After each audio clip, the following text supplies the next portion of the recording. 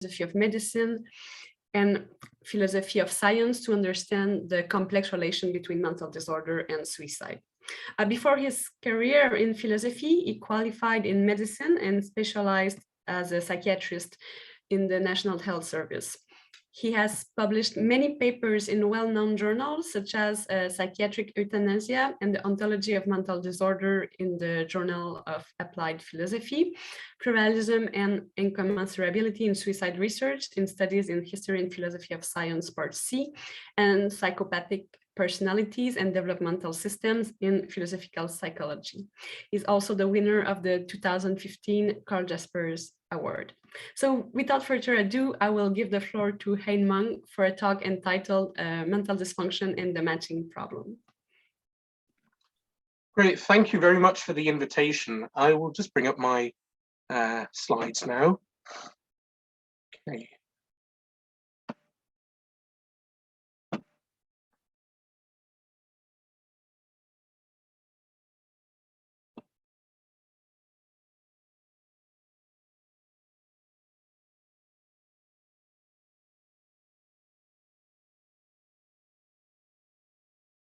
Okay, could someone just give me a sign that they can see the slides? Okay, excellent, right. Okay. Right, well, thank you very much for inviting me here. So I'm going to be talking about mental dysfunction and the matching problem. So just to begin, just a bit about me. So I guess the first thing is I declare there's I've got no financial conflicts of interest. I'm a philosopher, and I'm currently a Leave Hume Early Career Fellow in philosophy at the University of Manchester, working on a project called Suicide Disorder and Causal Judgment, a philosophical investigation. I got my PhD in philosophy from Lancaster University in 2017, but before then I trained and worked in psychiatry. So I graduated in medicine in 2008, and I became a member of the Royal College of Psychiatrists in 2012. If people are interested in following more of my work, these are my website. That's the link to my website and my Twitter account. So I've really enjoyed this philosophy of psychiatry webinar series, and I think there've been a lot of fantastic talks on really big, important foundational issues in psychiatry.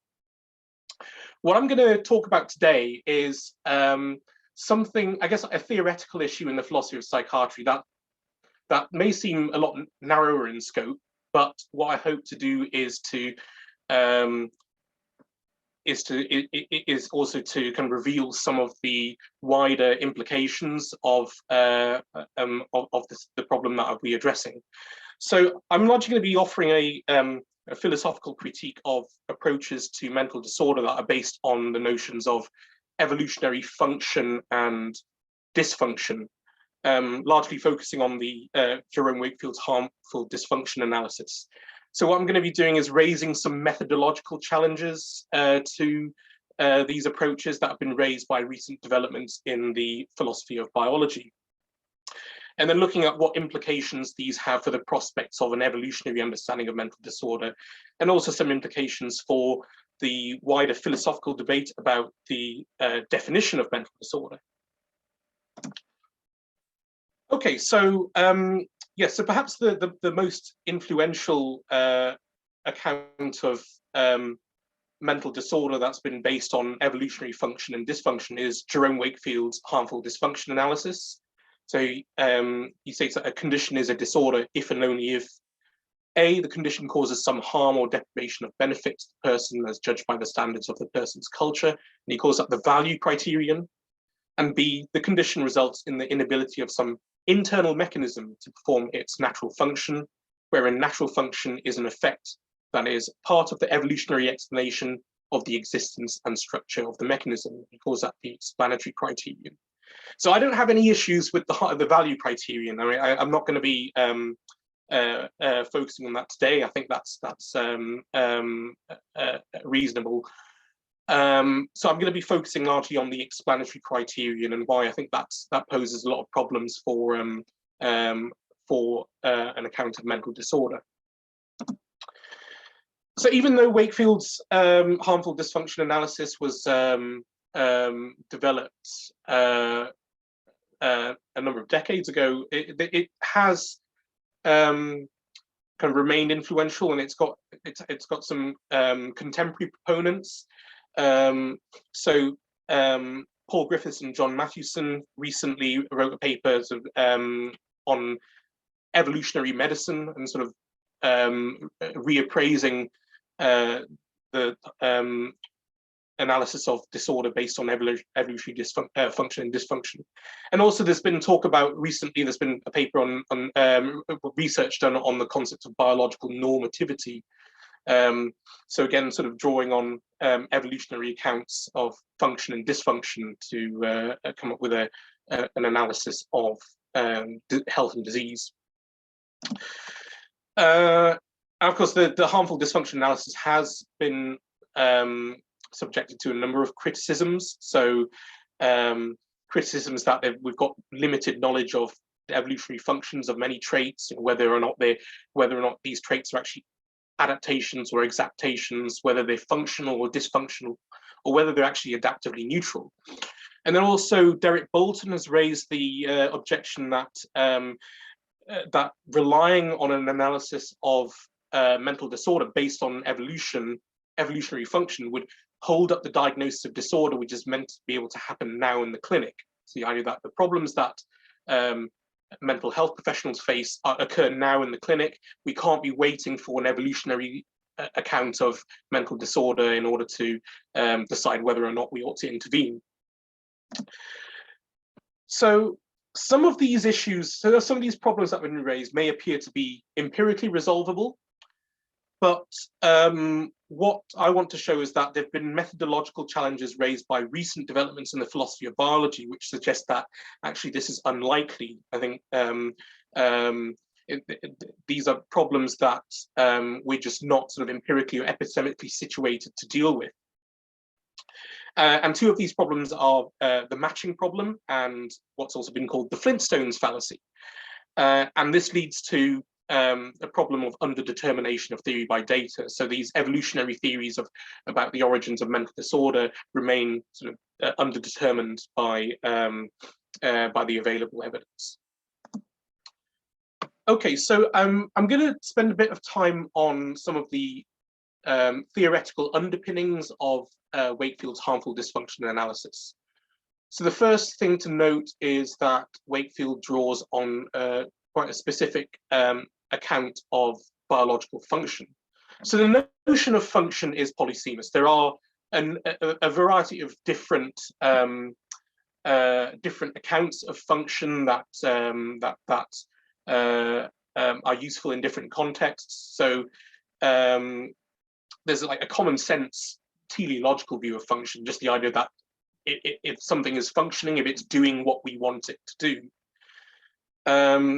Robert Cummins also then developed what he called the causal role theory of function. So the function of a component is the contribution that that component makes towards a capacity or goal of a containing system. And then there's the selected effect account of function, which draws on the evolutionary history. And this is what the harmful dysfunction analysis draws on. So Ruth Millikan proposed a selected effect account of function based on evolutionary theory. So A originated as a reproduction, to give one example, a copy or a copy of a copy of some prior item or items that due in part to possession of the properties reproduced have actually performed F in the past. And A exists because, causally historically because, of this or these performances. Or A originated as the product of some prior device that, given its circumstances, had performance of F as a proper function, and that under those circumstances normally causes F to be performed by means of producing an item like A.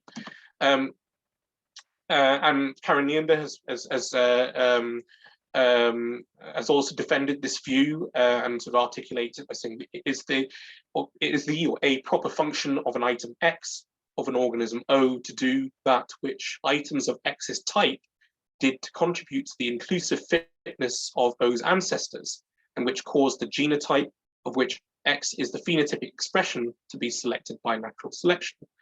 So the attribution of function depends on the natural history of the components.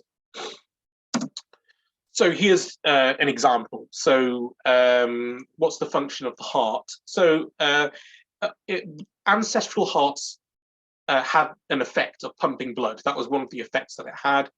And this effect of pumping blood contributed to the survival and reproduction of our ancestors. It was fitness enhancing. And this allowed this blood pumping mechanism, therefore, to be inherited across generations. And this explains why the present day hearts pump blood. So therefore, we can say that the function of the heart is pumping blood, and therefore the failure of the heart to pump blood is a dysfunction. So this is under the selected effector counter function. Now, of course, this again, the selected effector counter function has been criticized. So Ron Amundsen and George Lauder have argued that it's the selected effector count is vague with respect to the points when traits acquire or lose functions. And often this vagueness suggests that, well, maybe we can't determine that point empirically, but also it has to be informed by some kind of value judgments or explanatory interests as well. Paul Davies has argued that the selected effector count can't provide an account of dysfunction insofar as traits are individuated by their effects. So under Davies' account, this would suggest that a putative dysfunctional trait is actually not in the same kind as the functioning trait, but is a different kind of trait because it has a different effect. And also Valerie Hardcastle has suggested that function attribution is relative to selection at the organismic level. So we tend to make value judgments and explanatory interests which inform which levels of analysis are worthy of teleological language. So to give one example, there's species of insect which have got these what have been called segregation distorter genes, and the genes, the presence of the gene can result in premature death of the organisms, but and so, you know, at the level of the organism, we could say that that's a dysfunction. But actually, as a result of some of the organisms which are heterozygous for the genes, that actually allows the genes to propagate. So actually, at the level of the gene, we can say it's a function because it's that actually it's functional. So whether or not something is functional or dysfunctional may depend on the level of analysis, which levels we consider worthy of teleological language. Okay, so these are just kind of some of the criticisms that have been raised against the selected effects accounts. Another theoretical underpinning of the harmful dysfunction analysis, especially in the case of mental disorder, is evolutionary psychology. So this kind of relies on I guess kind of three principles. The first one is that the modularity of the mind. So the idea that the structure of the mind consists of domain-specific cognitive modules that decipher certain inputs and produce certain outputs. The second principle is adaptationism. So the idea that these cognitive modules evolved through natural selection because they were advantageous to the survival and reproduction of the ancestors that possessed them. And then the third is the principle is the environment of evolutionary adaptiveness. So the evolution of these cognitive modules occurred in the Stone Age. And the reason for this is because this is when the vast majority of the evolutionary history of our species took place. So we can see how Wakefield's articulation of the harmful dysfunction analysis in the case of mental disorder draws on these principles of evolutionary psychology. So the modularity is there in when he talks about a dysfunction is the inability of some internal mechanism to perform its natural function. So by sort of focusing on it's a failure of some internal mechanism that we can identify. In the case of mental disorder, this seems to suggest that there's a sort of modularity there. It also sort of suggests adaptationism, because when he says that a natural function is an effect that is part of the evolutionary explanation of the existence and structure of the mechanism. So that seems to suggest that that a natural function is something that's adaptive. It's part of the evolutionary explanation because it was naturally selected, because it was fitness enhancing. So and then there does seem to be some assumption of the environment of evolutionary adaptiveness, insofar as many of mental disorders involve higher order cognitive and behavioral faculties that are quite distinctive to our species. Again, sort of just quickly go over some of the criticisms that have been raised against evolutionary psychology. So one criticism is that, well, not all psychological capacities are modular. There may be sort of some that are domain general. Many psychological capacities may be widely distributed and flexible. The second is regards the assumption of adaptationism. So it's something that Stephen Jay Gould and Richard Lewontin criticized as something called panglossianism. It's the idea that why should we assume that psychological traits are all adaptations? And they talk about the image there is the spandrels of San Marco. So the idea that what's the function of this that triangular structure between arches, and the answer that Gould and Lewontin give is that, well, they don't really have a function. It's just kind of a byproduct of the way in which the building is constructed, and maybe that might be true of some psychological traits. They might not be adaptations. And then sort of a third criticism raised by John Dupre and others is the idea that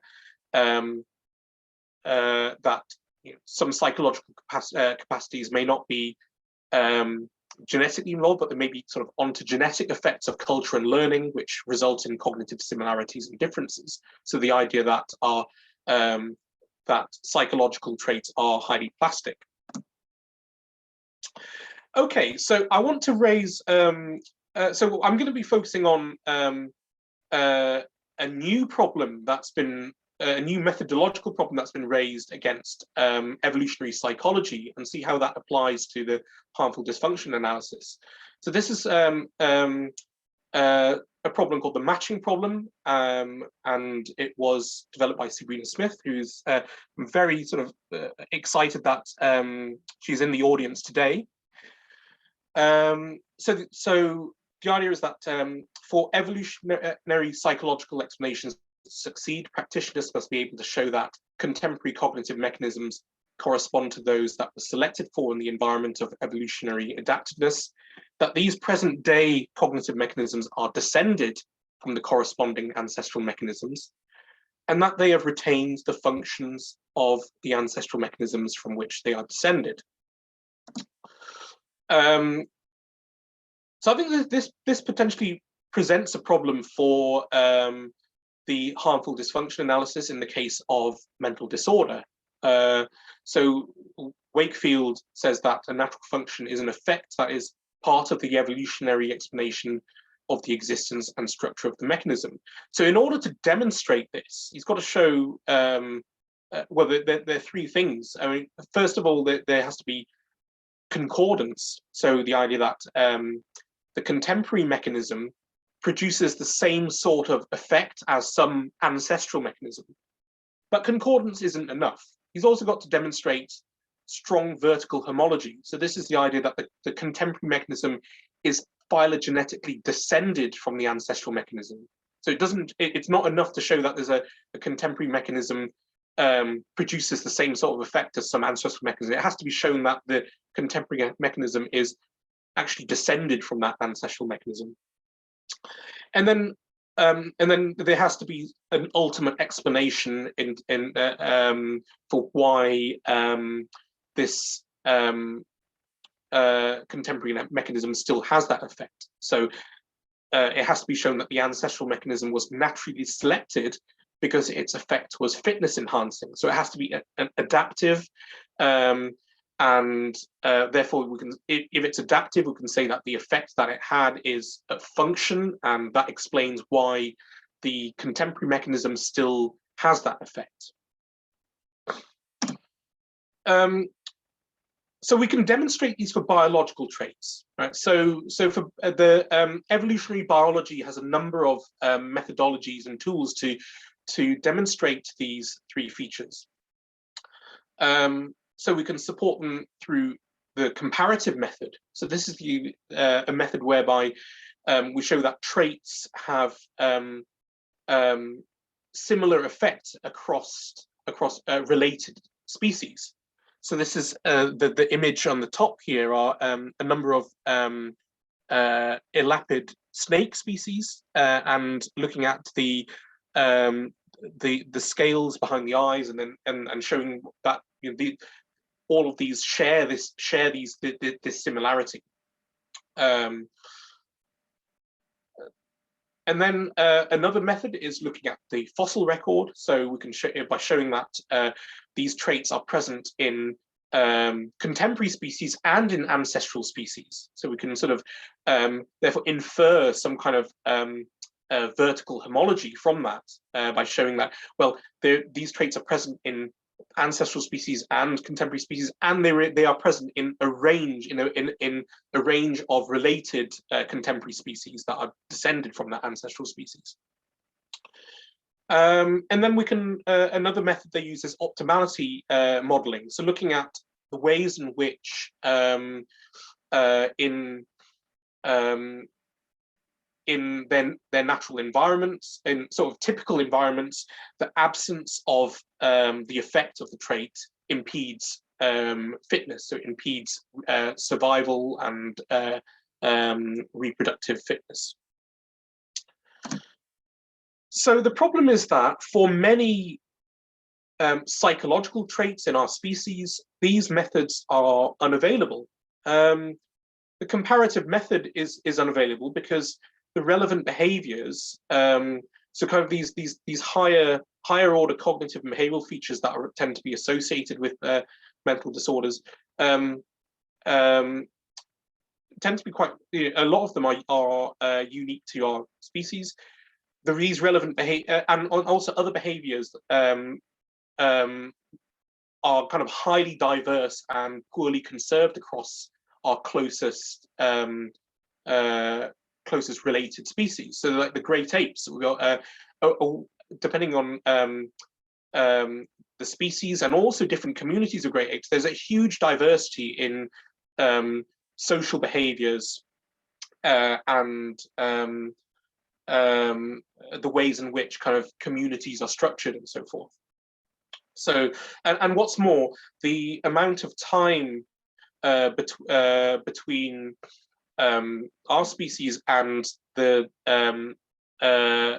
nearest common ancestor with our kind of great ape cousins was a long time ago, over 6 million years ago. So that suggests that, you know, the comparative method isn't likely to reveal very much. The fossil record is also unavailable because a lot of psychological processes don't leave unambiguous material evidence in the way that biological traits do. And optimality modeling is troublesome as well because the consequences of possessing or lacking certain traits in the contemporary environment is not generalizable to the ancestral environment because those two environments are so different. And what's more, the contemporary environment is highly diverse as well. So it's kind of it makes it very, very difficult to perform any kind of optimality modeling that could be generalized across different environments. Okay, so yeah, so there are some further problems as well that with when it comes to inferring the functions of psychological traits. So the first is that we tend to be kind of methodological behaviorists. We infer psychological mechanisms from observations of behaviors.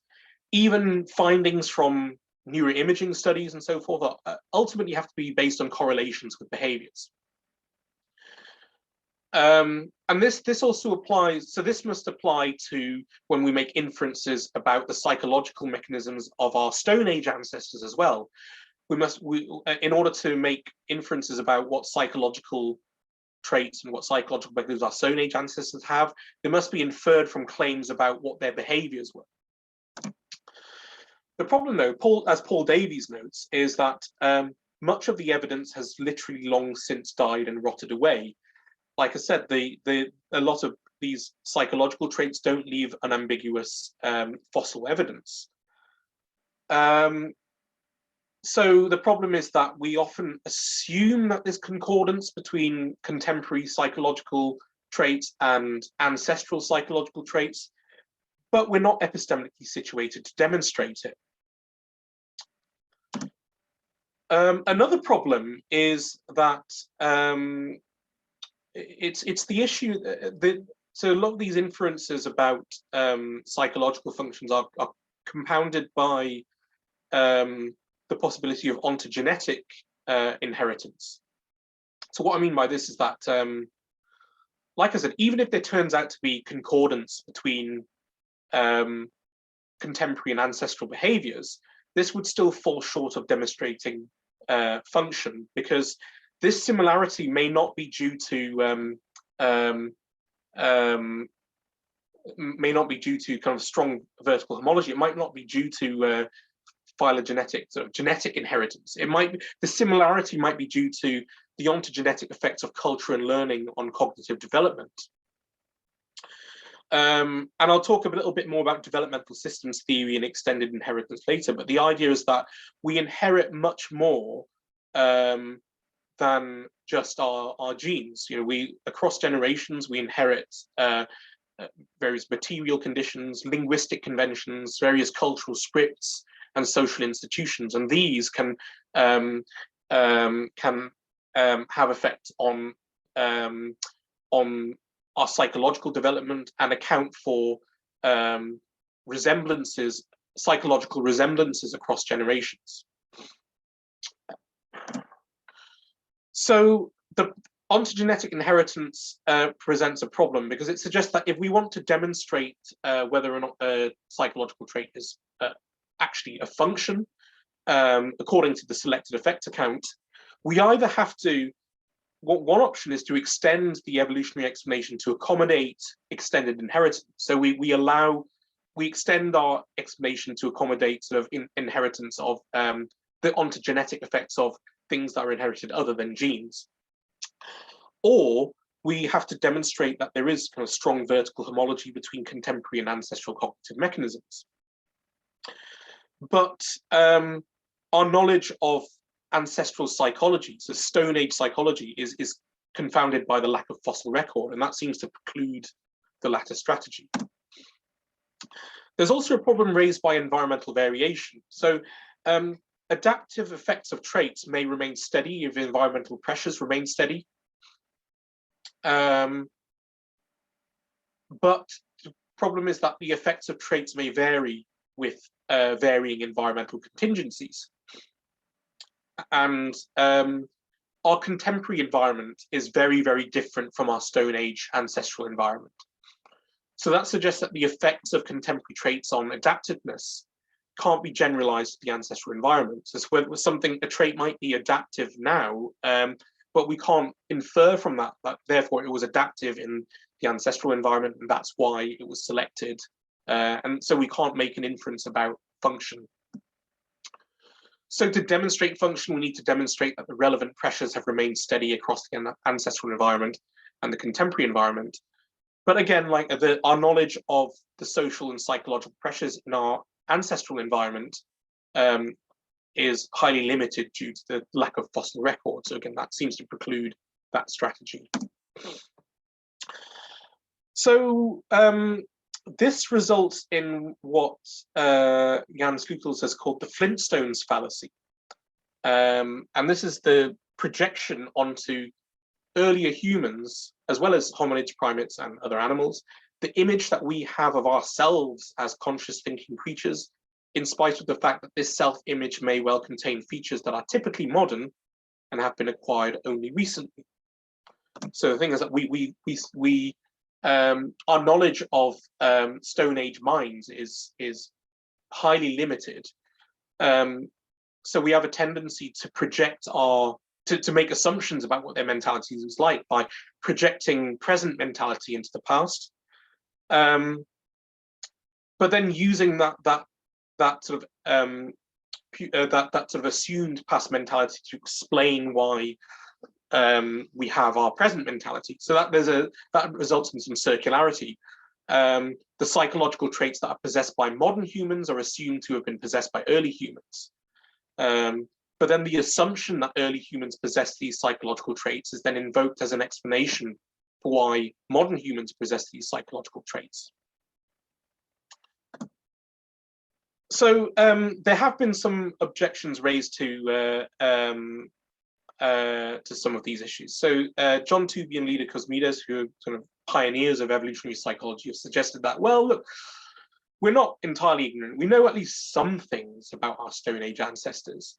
We know that our ancestors nursed, had two sexes, hunted, gathered, chose mates, used tools, had color vision, bled when wounded, were predated upon, were subject to viral infections, were incapacitated for injuries, and so forth. So they suggested, look, we know some things about our Stone Age ancestors that are reasonable. So why can't we sort of make claims about what the functions of psychological mechanisms based on that? The problem, though, is that what we do know about Stone Age minds is very general. So all of those things that Tooby and Cosmides listed are very general, and they seem to be insufficient to support the kinds of specific inferences about psychological mechanisms that sort of the harmful dysfunction analysis seems to require. And furthermore, it's insufficient to demonstrate strong vertical homology. It might be that some of these general traits maybe sort of ontogenetic effects that that have kind of been reconstructed across generations. So another objection that's been raised by David Buss is that, look, even if we can't observe Stone Age behaviors, we can infer what the ancestral mechanisms were from the kinds of adaptive challenges that they may have encountered. So here's an example. If affect regulation or mood regulation was an adaptive challenge due to pressures for group cohesion and survival, then we can infer from that that natural selection would have resulted in an affect regulation module or mood regulation module.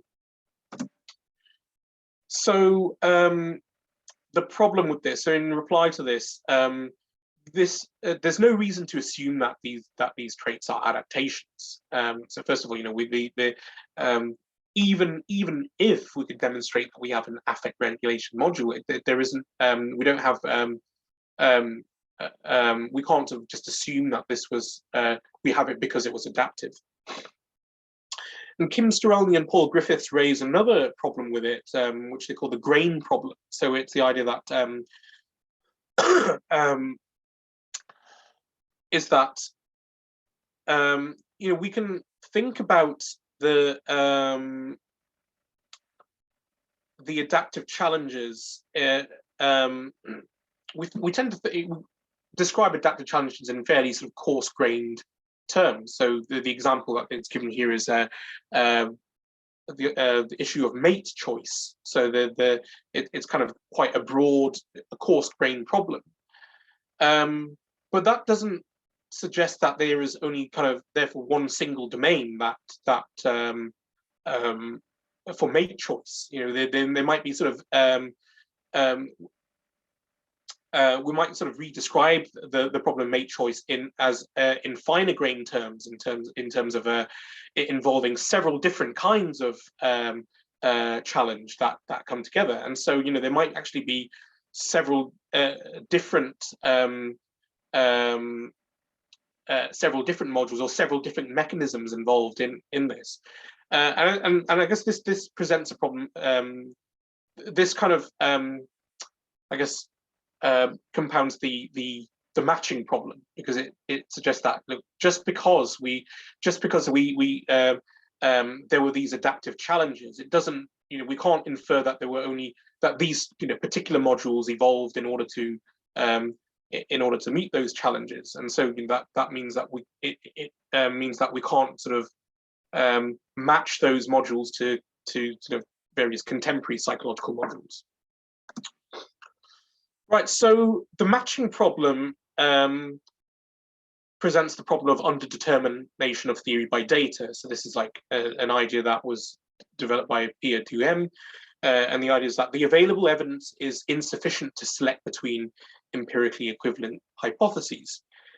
Various stories can be told about why we have certain psychological traits and capacities, but due to the matching problem, we're not epistemically situated to demonstrate which, if any, of these stories is correct. So, for example, let's look at the example of depression. There have been a number of different evolutionary stories regarding kind of the presence of depression in our species. The one that Wakefield that would count as a disorder under Wakefield's harmful dysfunction analysis would be the idea that depression is a dysfunction, or it's maladaptive. The idea that there's an affect regulation mechanism that evolved because affect regulation was conducive to the survival and reproduction of our ancestors, and that major depressive disorder constitutes a failure of this affect regulation mechanism. That's something that would count as a disorder under the harmful dysfunction analysis. Or it's count as a dysfunction. But also, there've been adaptive hypotheses for why for depression as well. So, quite a notable one is Sigmund Freud in Civilization and Its Discontents suggested that the pressures of modern society provoke naturally selected mechanisms that produce symptoms of depression and anxiety. So again, the idea that we have these naturally selected mechanisms and that were adaptive, and modern society just kind of provokes them, and that produces symptoms of depression and anxiety. More recently, Randy Ness has suggested that, well, maybe depression and anxiety may be adaptive responses to specific problems that arise in small social groups of our ancestors. So things like establishing bonds, for example, establishing social bonds, and so forth. So these symptoms are actually, according to this theory, they were actually adaptive. So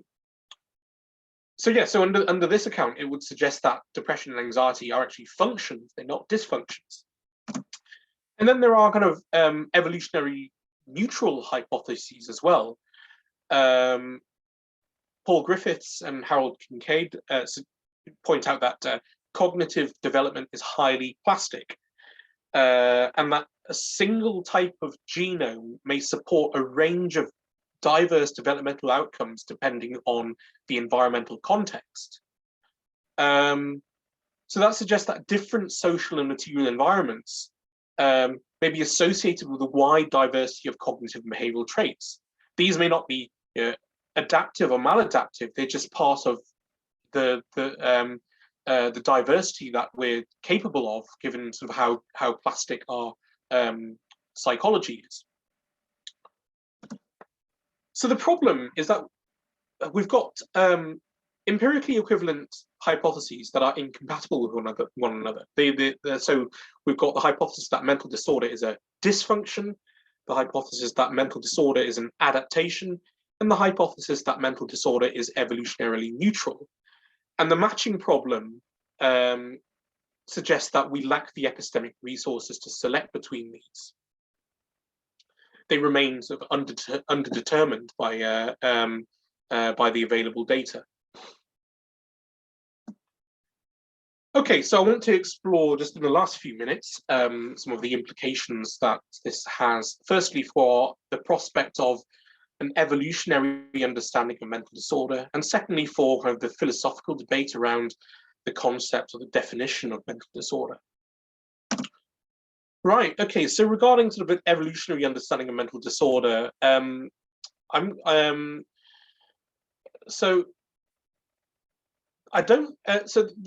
the matching problem seems to suggest that some of the claims that we make about the evolution of mental disorders, and whether or not the functions or dysfunctions, may be underdetermined by the available data and our available methodologies as well. But I don't think this necessarily precludes an evolutionary approach to understanding some mental disorders. I just think we need to extend the evolutionary synthesis. And one way to do this, so one of the more kind of ambitious ways that's been developed in the philosophy of biology is developmental systems theory. So it was developed by Paul Griffiths, Russell Gray, and Susan Oyama, and I've defended it as well in a recent paper. And this is the idea that all traits are contingent outcomes of dynamic interactions between multiple genetic and environmental resources. What's important here is the contingency. It doesn't make much sense to sort of say that this trait was caused by genes to this degree and caused by environment to this degree. It's the idea that it's a contingent outcome that relies on the dynamic interactions between both genetic and environmental resources. Developmental systems theory, it supports an epigenetic account of development. So a single type of genome can support a wide range of developmental outcomes in different environments. It also emphasizes extended inheritance. So like I mentioned before, there are various kind of developmental resources that we inherit across generations, not just genes. We inherit various intracellular components, but also various aspects of our material and social environments. And it emphasizes that the developmental system is dynamic and reciprocal. So what I mean by this is that there isn't just so changes in the environment don't just kind of provide selective pressures, but also it works the other way around as well. So the organisms interact with their environments in ways that they construct various environmental niches that then sort of have that in turn can affect evolutionary change.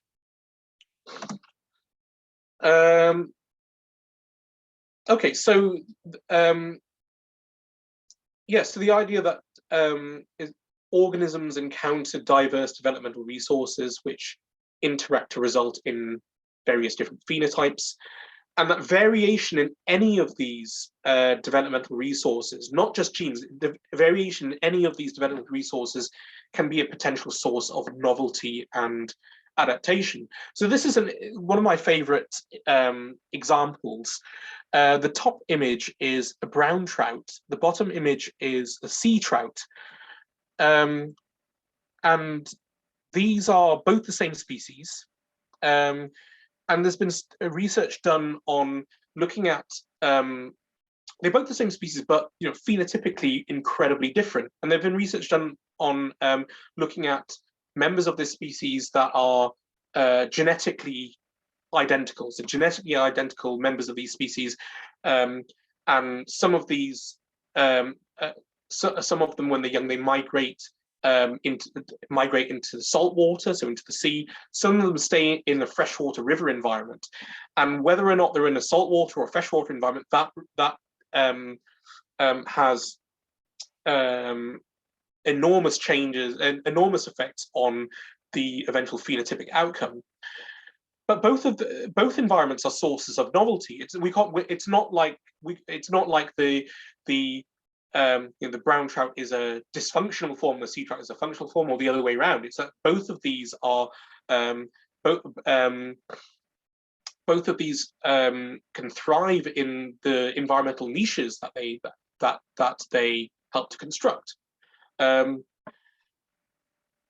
so so in humans, these developmental resources can include genes, cytoplasmic traces inside cells, but also like things like the material landscape, in material landscapes, childcare practices that are transmitted across generations, behavioral norms, the stories we tell, and various social institutions. Okay, so I'm kind of drawing here on Robert Chapman's work on autism and the social ecology of mental functions, to give an example here. The idea is that culture can be a key resource for microevolutionary change. And this can aid an evolutionary understanding of mental disorder, because it means that our inquiry into the evolution of mental disorder is not restricted to the Stone Age. We can trace things like homology with historical and cultural research, because suddenly, with this approach, it's not just the genetic differences, and not just the genes that are sort of drivers of evolutionary change. We can look at other developmental resources that may have changed since the Stone Age, so we can actually trace through sort of historical and cross-cultural research. And therefore, one thing is looking at, for example, the social ecology of psychological traits in groups, and what these psychological traits contribute to our to various kind of collectives and communities.